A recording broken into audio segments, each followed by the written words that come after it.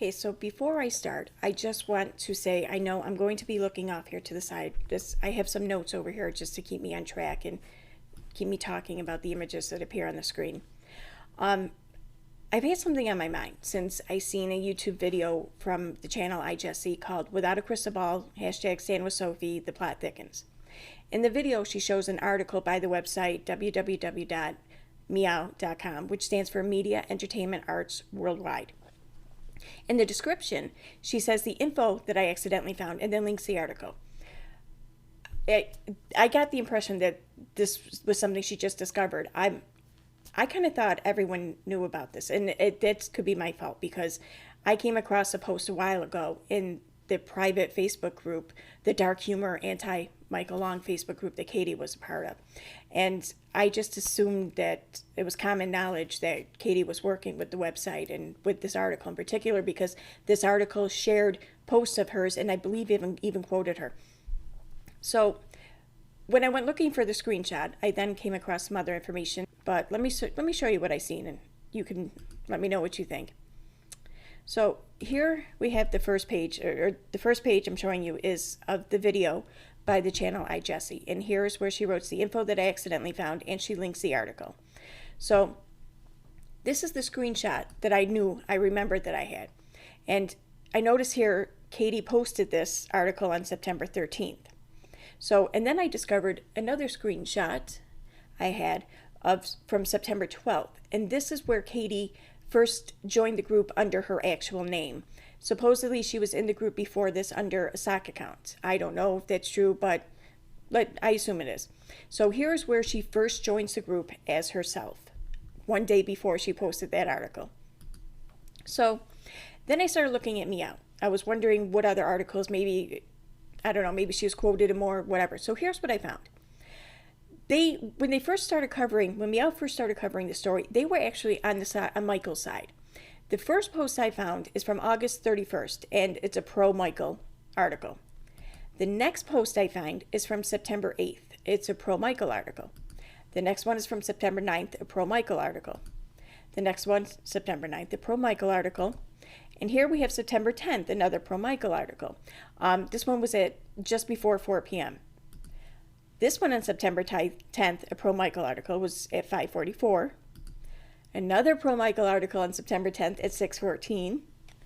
And another pro-Michael article on September 10th at 6:30. I mean, some of these articles are published 15 minutes apart, a half an hour apart. It's weird.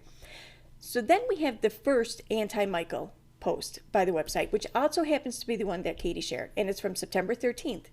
It was published the same day that she shared it in the group. I found that interesting. After that, we have another article on September 24th, which is another anti-Michael article. Then we have another anti-Michael article on October 7th. So then I started looking into MEAWW. And one of the first things I found is that the website is currently being sued by the owner of the Washington Redskins, Daniel Snyder, for incorrectly linking him to Jeffrey Epstein. So in this article by MSN, it says, did someone pay to have info published? The lawsuit accuses MEAWW of publishing the information while knowing that it was untrue and wants to uncover if someone paid for it to be published. Some of the information originated from anonymous posts on Reddit, according to the suit. The story cited is no longer up on the website. The lawsuit also seeks to uncover the source of the false information that it claims paid MEAWW to publish. So upon looking further, I find an article by Washington Post which explains the website again. And then Washington Post also posted the court filing by Daniel Snyder against MEAWW. I didn't read the whole filing. It's 244 pages long. I just read the first few pages.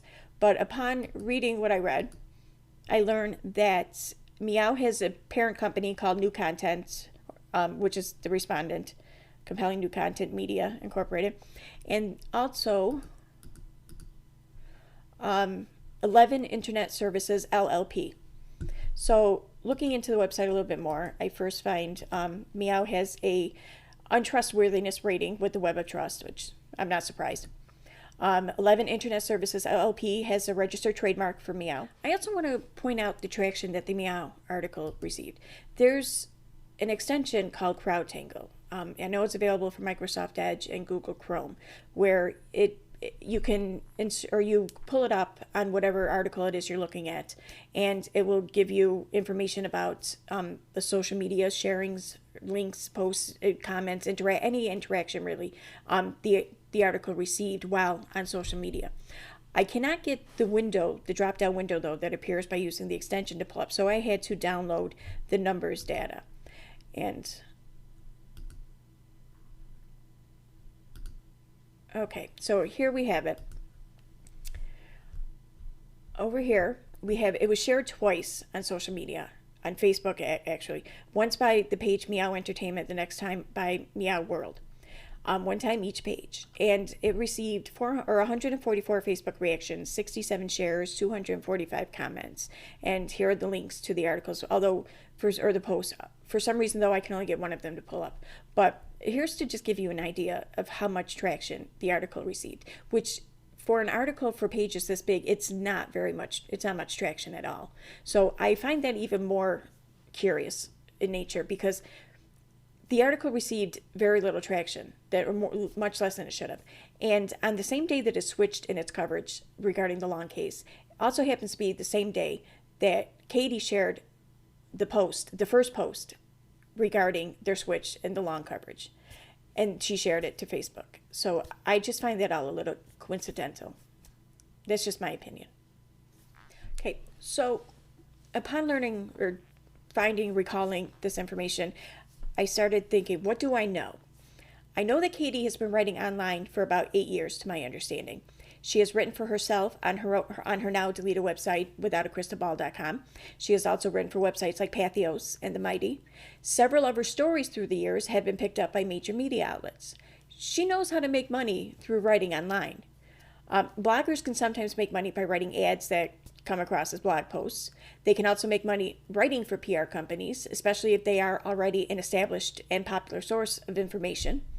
Now, I'm not saying that this is what Katie has done or has been doing, but here's what I do know.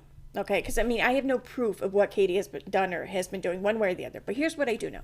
I do know that Katie joined the group under her real name on September 12th. I know that she posted a screenshot of the article, the Meow article, on September 13th, a day later. Katie ignored all the previous pro-Michael Meow articles. The same day Katie joined the anti-Michael group and shared the Meow article is the same day that Meow switched sides in their coverage of the Long case.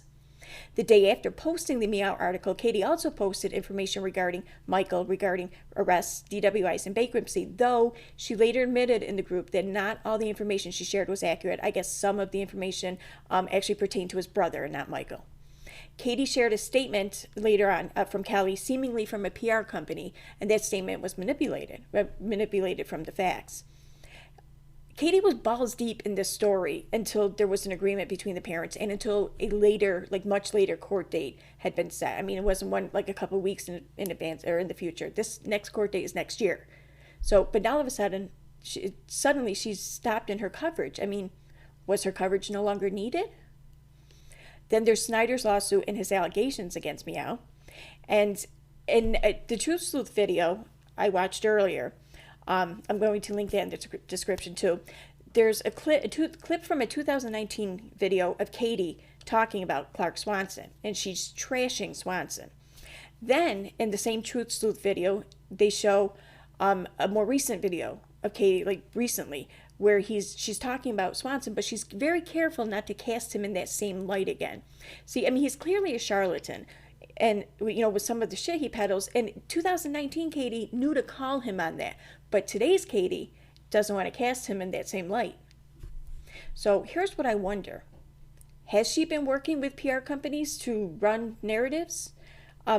We know that she quickly changed the narrative when James Charles showed up in her DMs, and she did it simply because he asked her to. So is it possible she would also do this for a fee? And is it possible she might do this for Clark Swanson? I don't know. Admittingly, everything I'm pointing out is speculative and circumstantial. But I'm kind of at the end of my capabilities in researching this online. I don't have the expertise or the qualifications to go much further. So I don't know. I'm curious what you guys think. So let me know what you think in the comments. So thanks for watching.